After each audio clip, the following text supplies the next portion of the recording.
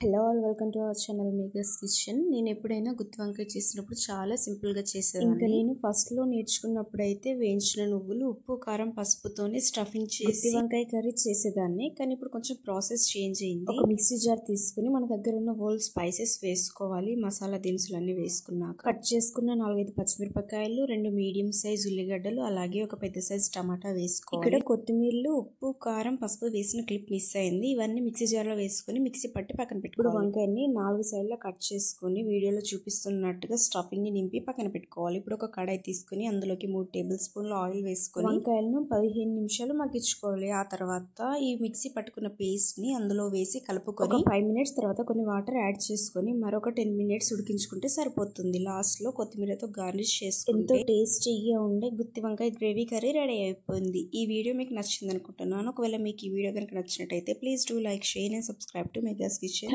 Thank you for watching.